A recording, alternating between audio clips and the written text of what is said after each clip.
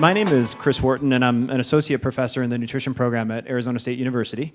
And I'm extremely excited to have Jean-Martin Fortier here to offer this incredible workshop on profitable small-scale farming. This is a collaboration that's been months in the making with a lot of organizations, and I want to just call some of them out now. So Kelly Young, for example, at U of A Cooperative Extension, helped put this on, along with Steadfast Farms and Eric Schultz. And a number of other folks are contributing to this event. So I just want to make mention of one of the other organizations involved in this workshop. It's called the Food Systems Transformation Initiative. And so this is a new organization at ASU. It's one that I direct. And it's really focused on broadly equitable participation in the food system. And that means we really care about food security and people's ability to have access to healthy, oftentimes locally produced, culturally appropriate, affordable food. But it's also about ensuring that people can have livelihoods in the food system. And so this event is really an important piece of that. We really care about having an integrated and diverse food system and allowing people to have the opportunity to be producers and participate in the food system from that perspective as well. This morning, we started out by looking at the sales and the amount of production that we do on our farm, and then talked a little bit about the evolution of how we farmed, where we started. You know, we knew nothing about farming. We started with 30 CSA members, went to 50 the next year. Then we went to 100, 150, added a farmer's market and another one. Took us about 5 or 6 years to really get going. Broke the $100,000 sales mark in year 4. And we've been grossing 10% more ever since. And always with a better bottom line. So, and then trying to explain to you guys that part of this success comes of the land constraint. That was our best teacher, actually. And it forced us to look at the way we're doing things in a different way. We went with a permanent bed system that didn't make it necessary for us to have a tractor. We avoided the cultivating with the tractor, replaced it with close spacings, and by doing so, optimized certain things. We also looked at the design of the farm, really important. And now I want to go in through certain details of the soil, because really that's what allows this intensive system to happen. And this is a great drawing taken from the book, and I think it illustrates one important feature that we never need to forget, is that what makes the success of a crop, what fuels this, is not the fertilizers. It's not the compost. It's not the seaweed or this magical powder or whatever else people want to sell you. What makes this possible is the active life inside the soil. These guys, the earthworms, but also, you know, there's different critters, microorganisms. They take the organic matter and they transform it into nutrients that are readily available for the plants. So the more biologically active your soil is, the more fertile it is. Okay? So that's something that modern agronomy needs to come back to and teach us, because the way it's been done in the last 50 years is we've replaced this with fertilizers, thinking that if you have the good balanced fertilizers, you'll get good crops. But what happens is that the fertilizers, they inhibit this life. And so you'll get less outcome from their work, and so you need to put more fertilizers. And then if you put more fertilizers, you'll get less of the biology going, so you need to put more. So it's a win-win situation if you're selling fertilizers, but if you're growing crop commercially, you want to move away from that kind of system. But also, soil is sensitive. Soil is not something that you can just run into with a rototiller or whatever and not think about the consequences. You need to be thinking about the life inside your soil, and your strategies should always revolve around how to enhance this life. I don't have all the answers to that, but it's definitely an approach that we need to keep in mind. So the pH and the mineral balance, these are what standard soil tests will tell you Again, it's a good idea to have an agronomist or an extension agent help you out at that stage. But aeration and drainage to create a habitat for that life to operate properly is important. It's their house. So keep this in mind. Is the soil loose? Is the soil well structured? Can the earthworms navigate in it? Organic matter, crop rotation, cover crop is what we as grower need to put into the system to make this work. Okay? So that's something to keep in mind. This is something you have in the book, so you don't need to read it down. This is the fertility program that we've had on the farm for many, many years.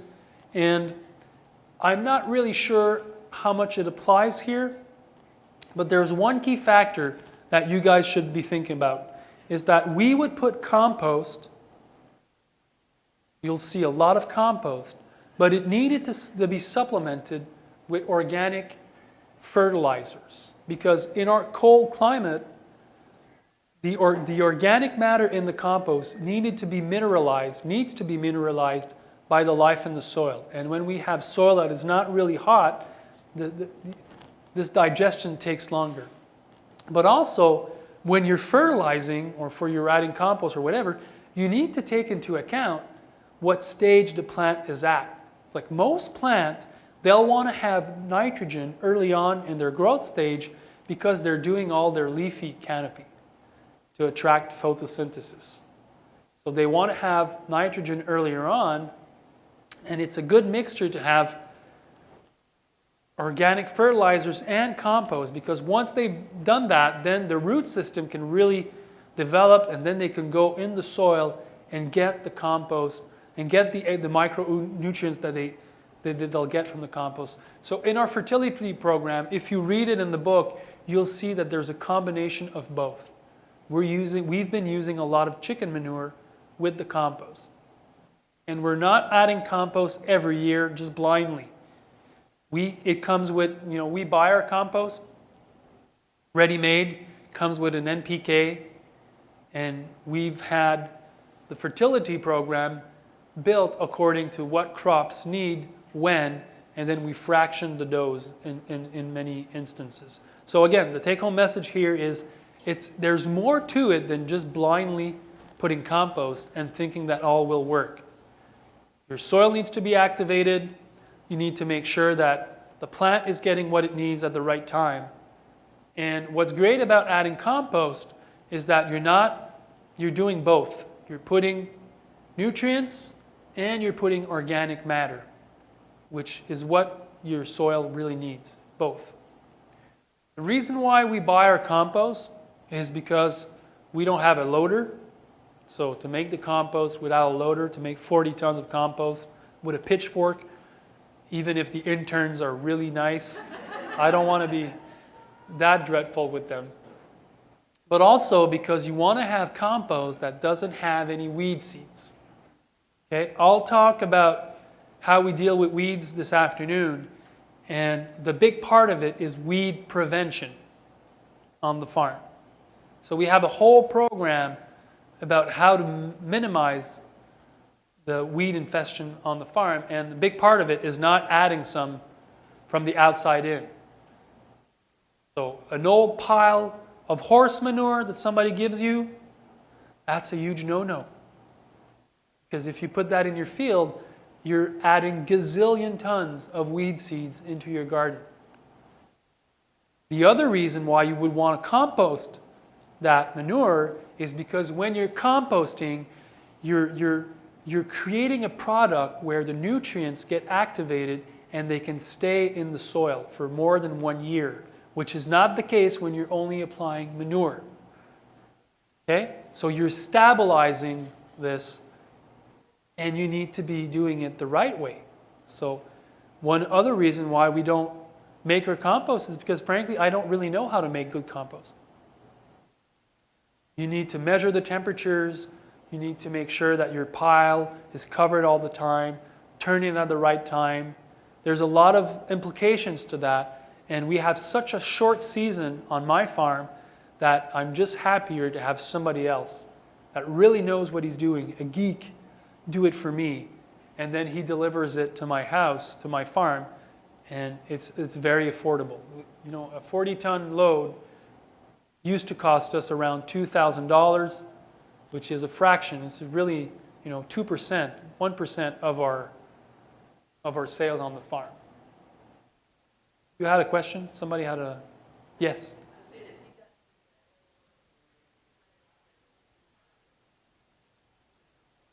That's better than just, but you can compost it too. But tarping it is one answer.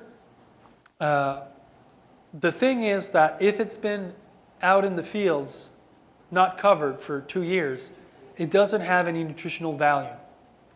It's been leached away by the. It has organic matter, but at least you need to be aware of that. Okay. So we buy our compost because it's easier for us to do so, because we definitely don't want any organic matter, and because we want to have prime stuff, ideally with an NPK analysis, so we can add it not blindly. Does that make any sense for you guys? In certain parts, when I say this, especially in France, people are like, "Woo! You know, you're not in a closed loop system." No, I'm not. Like, I'm in an intensive system. The bottom line of my farm is to get 2 decent salary from it, and I'm super happy to be working with the geeks that are making that compost. This is like, I'm collaborating with them.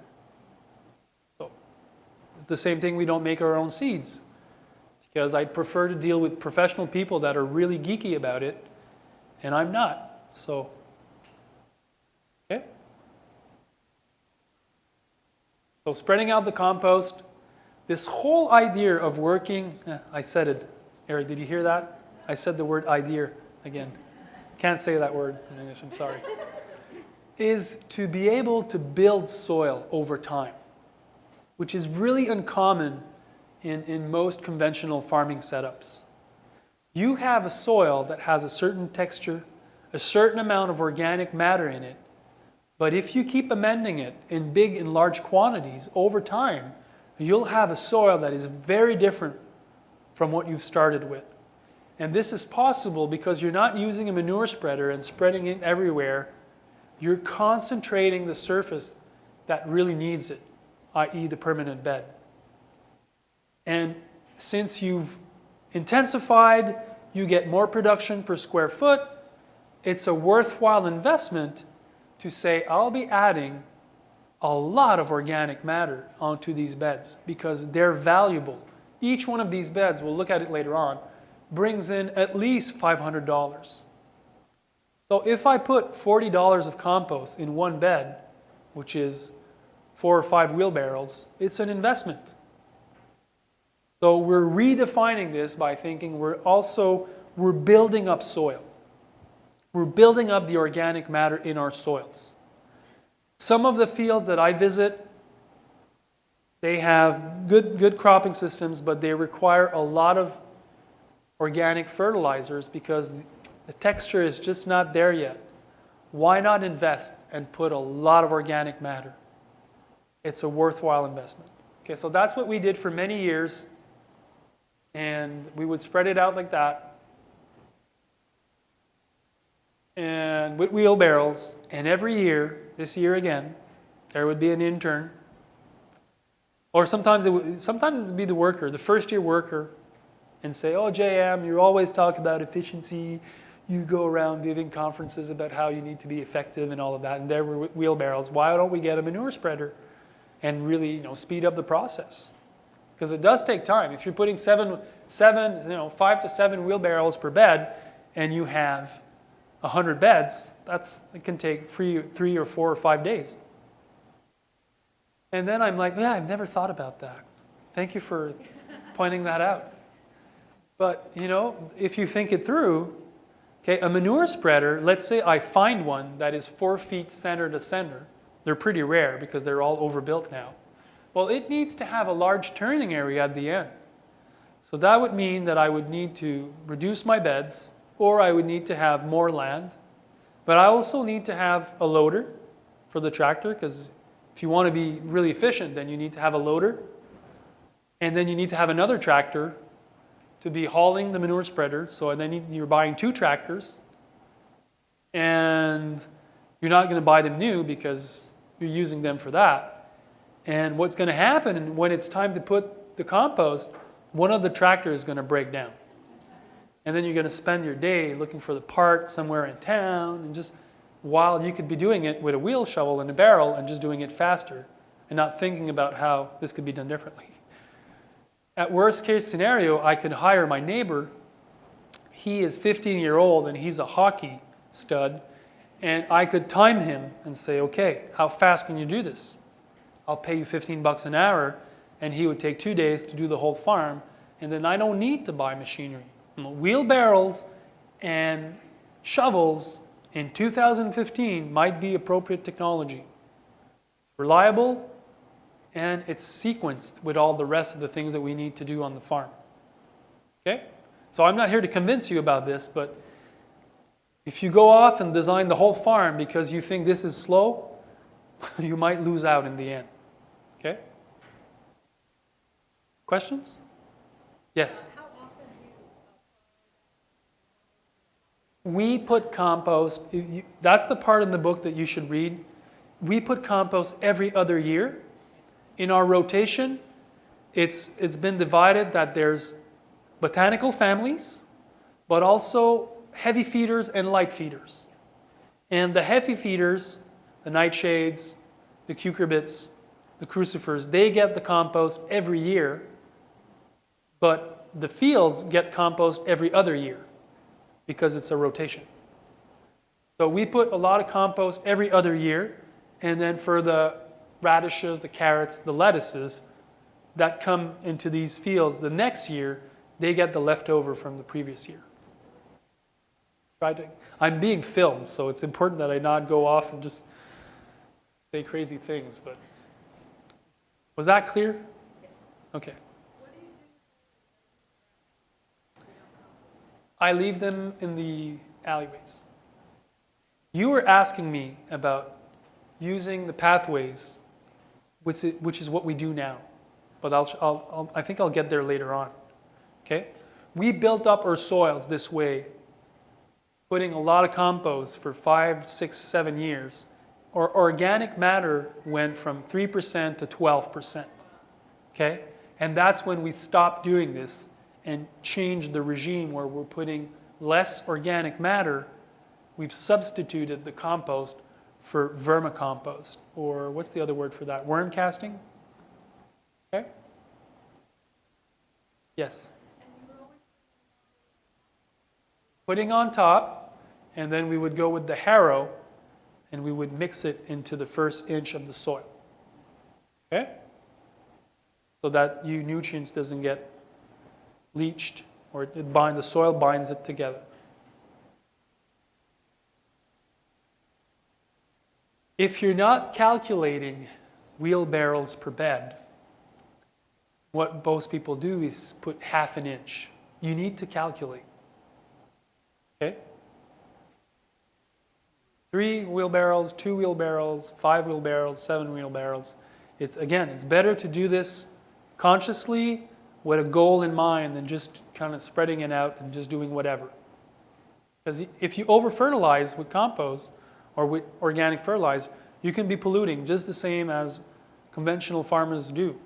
Okay? So you should have a target. You should always have your compost pile covered, because when it rains, otherwise it gets leached of its nutrients. I've told you guys that I didn't know how to make compost. That's a fact, because every year I make compost, and the result is never quite successful. So we do use some of our leftovers, like let's say the old tomato plants, and we had a couple of sheep, and we would make piles. But honestly, if you're going to be successful as a grower, if you're selling prime stuff, your compost input is one of the most important ones. So make sure that it's good compost, good quality compost. Not just anything that you're trying to build without measuring temperatures, without taking care of what's going in where, without looking at the ingredients. It's a definitely worthwhile endeavor to do this right.